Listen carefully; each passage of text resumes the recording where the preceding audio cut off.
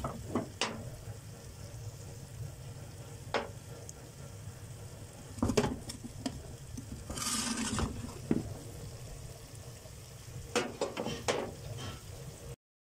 الله الرحمن الرحيم. ازيكم؟ عاملين ايه يا اغلى متابعيني؟ ان شاء الله يا رب تكونوا في احسن صحه واحسن حال. النهارده معاكم في فيديو جديد.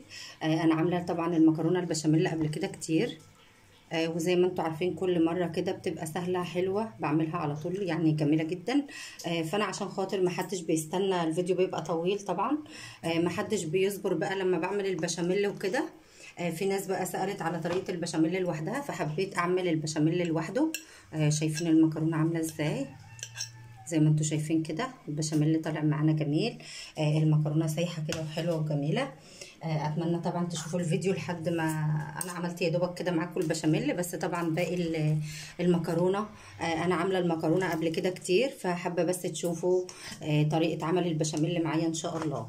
يلا بقى نسمي الله ونصلي ونسلم على رسول الله عليه الصلاه والسلام، ونشوف عملنا البشاميل وازاي المكرونه طلعت معانا جميله بالشكل ده. دلوقتي بقى احنا سلقنا المكرونه اهي، زي ما انتم شايفين كده مع بعض. وبعد كده عملنا اللحمه المفرومه اهي، عصجناها. انا عارفه ان كلنا يعني بنعرف نعمل الحاجات دي، بس انا قلت في ناس ما بتوصلش لاخر الفيديو تشوف او لنص الفيديو تعرف احنا عملنا البشاميل ازاي. فقررت النهارده اعمل البشاميل لوحده كده، او طريقه البشاميل، علشان خاطر الناس اللي بتشتري بشاميل جاهز ومش بتعرف تعمله. هعمله النهارده معاكم بطريقه سهله جدا ومضمونه ان شاء الله، وتطلع معاكي البشاميل جميل جدا. فاتمنى تشوفوا الفيديو معايا للاخر.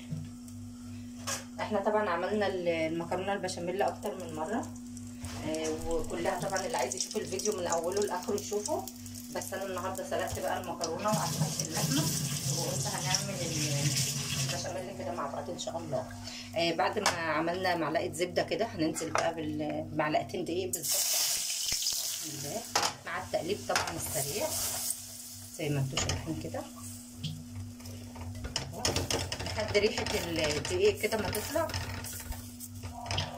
هننزل بكيلو لبن بالظبط. بسم الله الرحمن الرحيم. اللهم صل على سيدنا محمد. شايفين مفيش اسرع ولا اسهل من كده، بس كده. ده اللبن بتاعنا اهو كيلو بالظبط.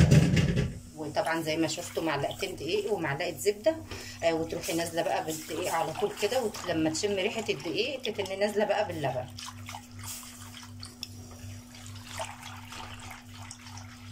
بسم الله ما شاء الله. كده بقى بيطلع معاكي البشاميل جميل جدا. اتمنى بقى تجربوه بالطريقه دي، ان شاء الله هيعجبكم جدا. بس عشان انا عملت المكرونه بالبشاميل كتير في فيديوهات تانية يعني، قلت نعمل مع بعض معلقه فلفل مع التقليب بقى كده. قلت نعمل مع بعض البشاميل كده مع بعض النهارده لوحده، علشان خاطر اللي مش بيعرف او مش بتنجح معاه طريقه البشاميل يشوف الطريقه السهله جدا دي.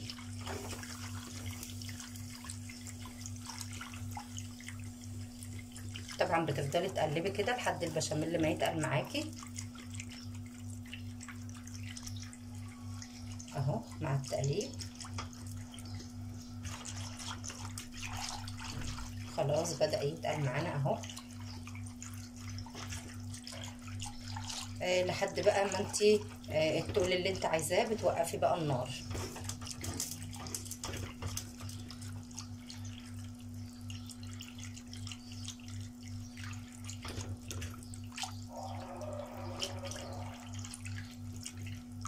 بمجرد كده ما اللبن بيسخن مع الدقيق بتلاقي بقى البشاميل تقل معاكي.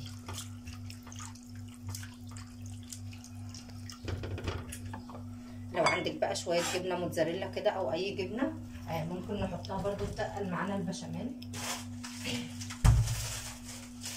ننزل بشويه جبنه كده على البشاميل، بيخلي طعمه كده دسم وجميل.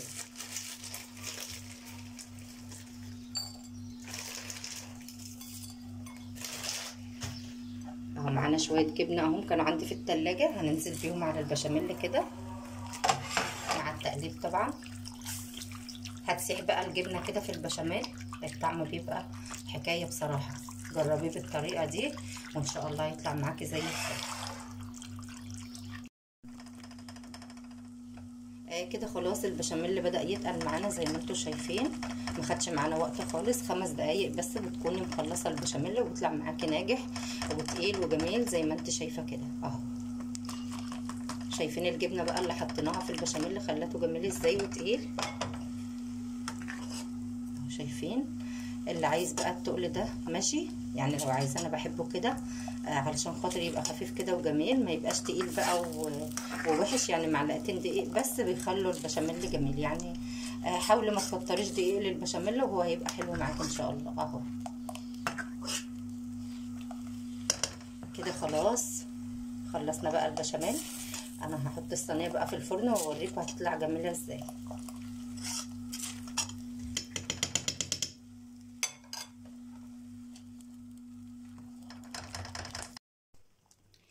وبكده بيكون شكل المكرونه بتاعتنا. وحبيت كمان اوريكم البشاميل عامل ازاي في المكرونه اهو، بيكون سايح معانا كده وجميل بسم الله ما شاء الله اهي زي الفل.